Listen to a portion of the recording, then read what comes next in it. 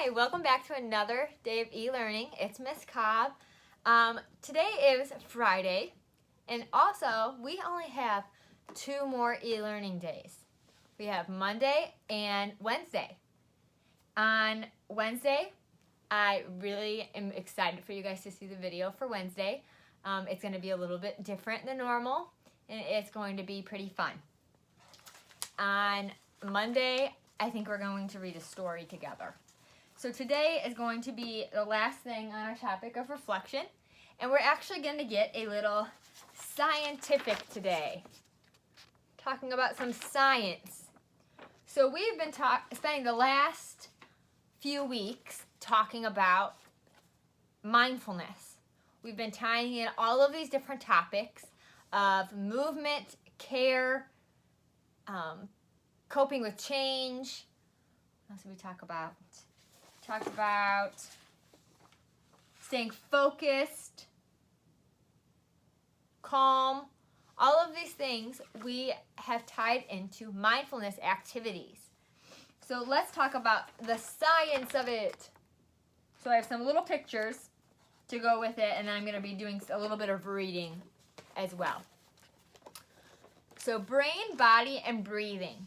It can be helpful and fun to know the science behind how our bodies work.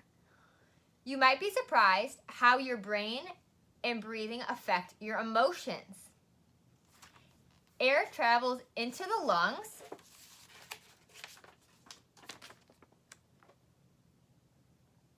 Air travels into the lungs through a tube called the trachea.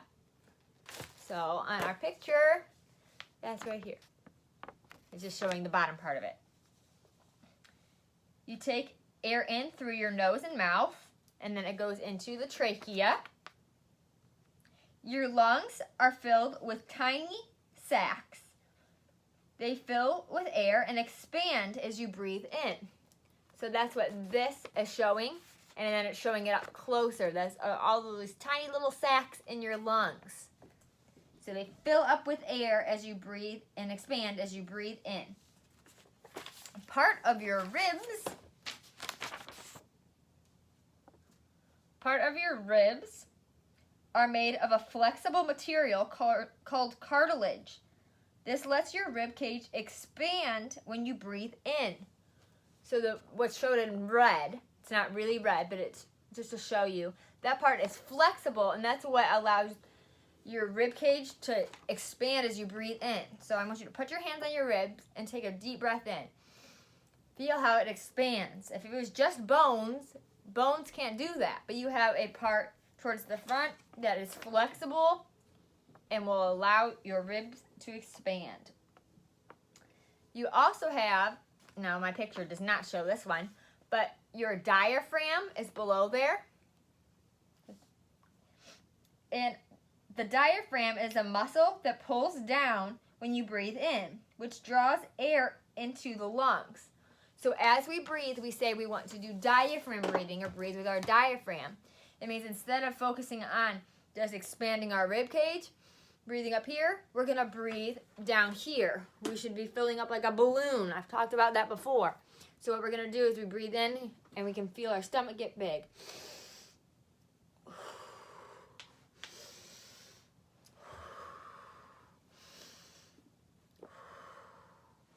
So what we're doing is we're using that muscle, the diaphragm, and it's pulling down as we breathe in to help us draw more air into our lungs.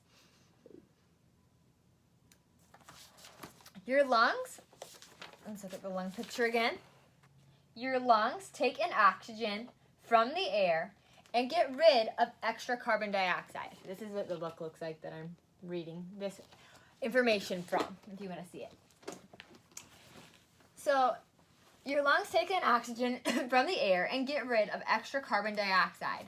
If you are worried, your breathing can become quick and you lose more carbon dioxide than when you are relaxed, which can make you feel anxious. A few slower, fuller breaths can help you feel calmer, since this tells your brain that you are okay and safe. It's really interesting to learn the science behind this, because sometimes we can feel so alone or like there's something wrong with us when we feel like we can't control our breathing, or when we're having that type of anxiety and nervous feelings. And this reminds us that it's just something that's going on in our bodies. It's normal, and that there's things we can do to fix it and to make it better. I love that. So we talked about our lungs, and the next part is our brain. Different parts of your brain have different jobs too. If you are stressed, the amygdala takes over and gets your body ready to run away or fight. This might be useful if you are being chased by a bear, but not if you're worried about a test. A few slow out breaths can calm the amygdala and let the prefrontal cortex take back control. So what it's saying is a few slow out breaths. So that means breathing in quick, maybe for 2 seconds, and breathing out for 4, or in for 3, out for 6. So we could breathe in.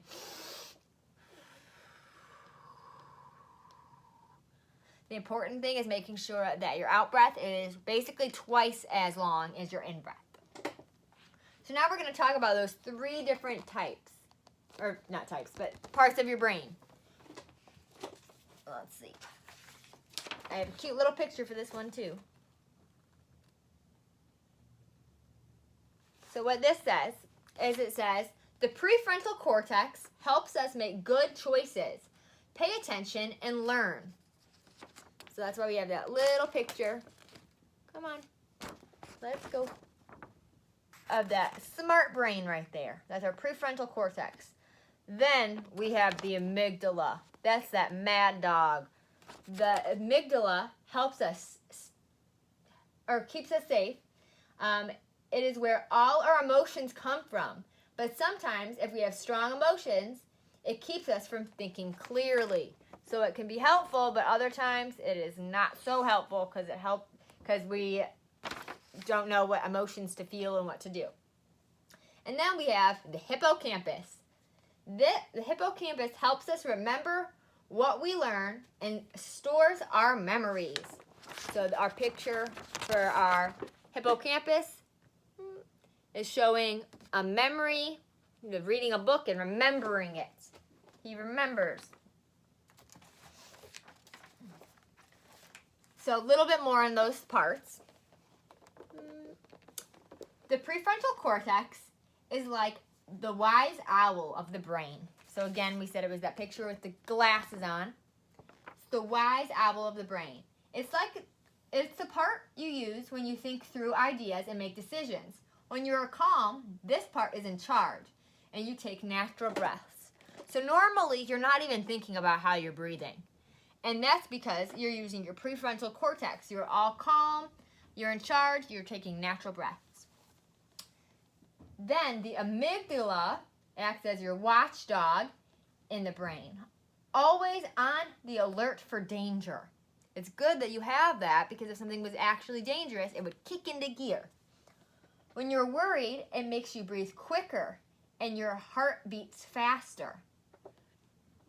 So that would be good for our heart to be beating faster if we really were having something happen. If we really were being chased by a bear, we would want that to beat faster. We would want it to go faster. We would want to kick it into gear. And our hippocampus. That's like a scrapbook in our brain. It helps us organize our memories.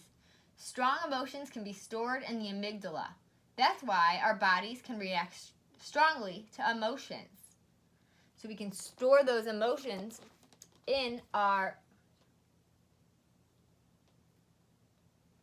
Oh, okay.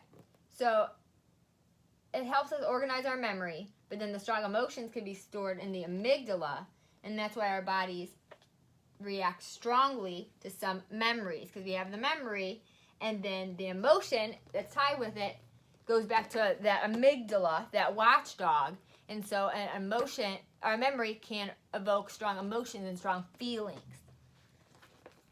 So we have our lungs and our brain, and those two things are helping us in different ways, but we have to learn how to control them and what to do.